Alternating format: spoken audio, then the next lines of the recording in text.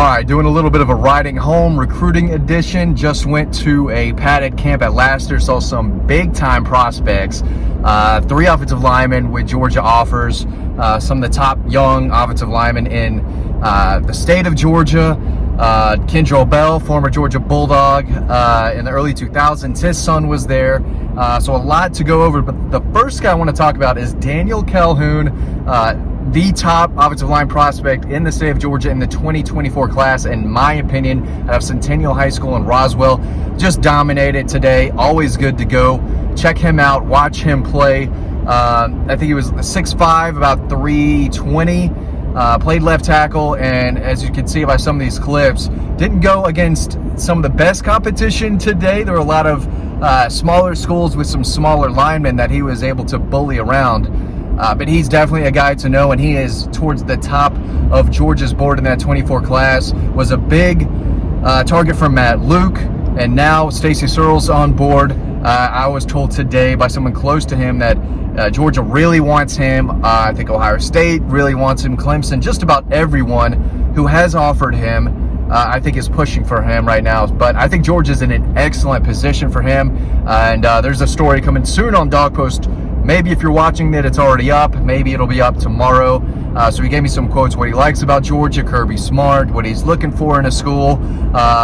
He talks about academics a lot. That's going to be a really big deal for him. So I guess you can roll out possibly Alabama there, but the Tide are always going to be in the mix for top offensive linemen like Daniel Calhoun. So big, strong. His feet have gotten better and better every time I see him. He's benching 310 pounds. Great in the weight room. He's only going to get better. I think he's my number 4 prospect in the state, number 1 offensive lineman. So definitely a name to know. Again, in the 2024 class, so he will be a junior, but the dude is just bullied everyone in the region last year as a sophomore. I expect him to dominate once again as a junior this fall. So definitely a guy to keep an eye on. Now at St. Francis in Milton, Georgia, they have maybe the best 2025 class, sophomore class, of anyone in the state. And it's led by Nick Brooks, just a massive 15-year-old, 6'7", 340. He has a Georgia offer. He was rocking the Central Florida gloves today, which was a little odd. But this is a guy who still has his best football ahead of him, trying not to have the camera fall over here. But he is massive, and again, just pushed guys around all day, every day, put guys on their back. One of the biggest 15-year-old humans I've ever seen in my life. And he's only going to get better. Big, strong, powerful, has to get into shape more and more, but the kid's only 15, so he's still going to have to work on the fundamentals, his technique, his footwork, but the potential is there to push for 5-star status, in my opinion. I think he's a top 3 player in Georgia for the 25 class, which is another loaded group, very top-heavy. I think like the 24 class, in Georgia, we could see multiple 5-star prospects out of the Peach State in 25, and I think Nick Brooks is one of those guys. So he was great at left tackle. They gave him some reps on defense, and it wasn't even fair, really. And again, he was not going against some quality competition, big defenders, but these kids are still his age. He's still going up against 15-year-olds. They just happen to be a lot smaller. So you expect him to dominate and bully some of these kids like that, and that's what he did. So as he gets better and in shape, loses a little more body fat, puts on more muscle, I think he's going to be an excellent prospect with just about every offer in the book. But Georgia has offered. I've been told they were impressed with him and his teammate Braden Jacobs.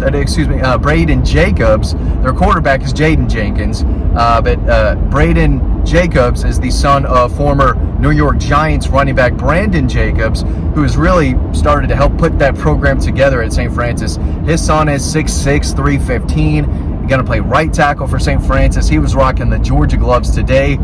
These kids don't talk a lot. Again, they're really young. They're 15, so they're just out there getting better, working hard. But quiet kids off the field, but they know how to play, and they're going to be really, really good prospects. Both of these young tackles at St. Francis have a Georgia offer, and I think both of them are easily going to be top 100 kids and probably push for 5-star status. So Brandon Jacobs obviously knows what he's doing, rushed for the gazillion yards in the NFL. He looks the part still. He looks like he can still tote the rock for the New York Giants. So he's going to have these kids in shape, working hard. Kendrell Bell, like I mentioned earlier, former Georgia Bulldog, was a second-round pick to the Pittsburgh Steelers, I believe, in the 2002 draft. His son is also a big-time prospect in the 25 class on defense, Caleb Bell.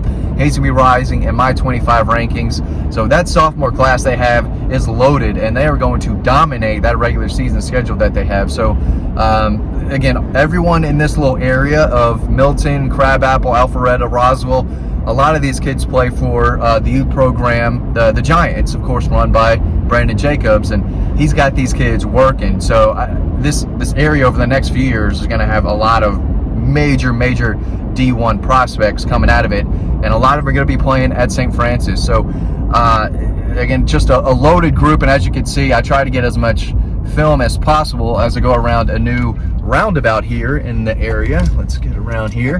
Back home in Forsyth County, West Forsyth area, my neck of the woods, just making it home. But yeah, the big time camp at Lassiter High School today. The pads were popping. I am so excited for football season to start. High school football is starting to get back into it. Practices start back up later this month. So very excited and thankful that I was able to see some of the top prospects in the state of Georgia. Try not to get hit right here, turning.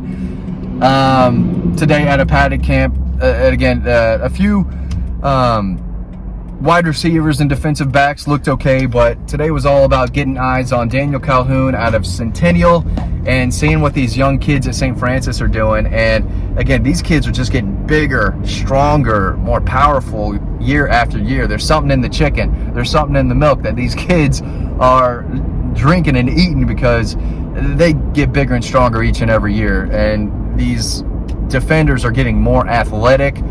These edge rushers are getting faster. So the state of Georgia is in very good hands moving forward. So again, I'm still going to have to go through the highlights because there were so many of them. And when I'm watching Daniel Calhoun try to get some film of him early on, it seems like every play he was putting a guy on his back, putting them on their butt. He was serving up pancakes all morning.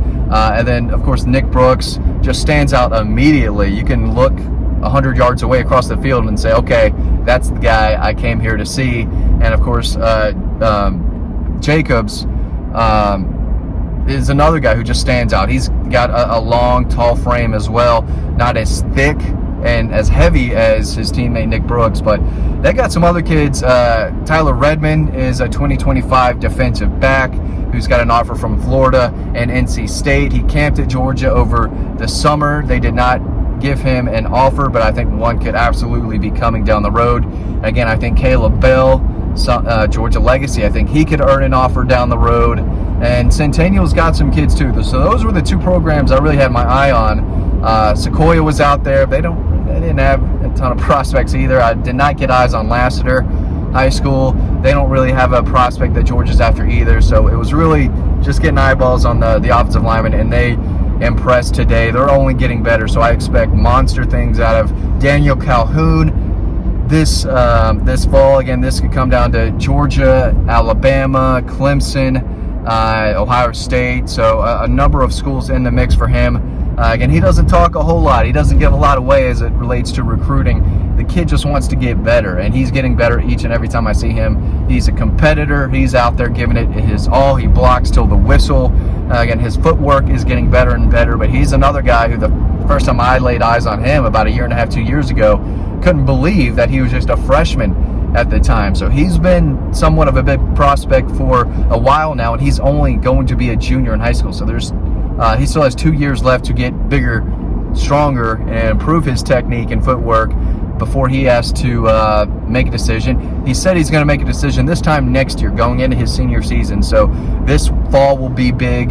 He plans to be at Georgia. He said he plans to be at the Alabama-Texas game. So these visits this fall are going to be a big deal, but I expect Georgia to be in the thick of his recruitment until the very end, and I expect them to push for Nick Brooks and the young Jacobs prospect as well. So they've got it going over there. Braden Jenkins. Excuse me, again, I just messed it up and it's tough to drive and do this at the same time, but Braden Jacobs, another 25 prospect that you see rocking the Georgia gloves here. So big time, day to day. Again, the pads are popping. This is one of my favorite times of the year, right before the high school and college season hits. So definitely wanted to get out and get some video of some of these young offensive linemen in the state of Georgia. Guys, thanks for watching this video. As always, stay tuned to the next one coming up right now, and I will see y'all over on Dog Post.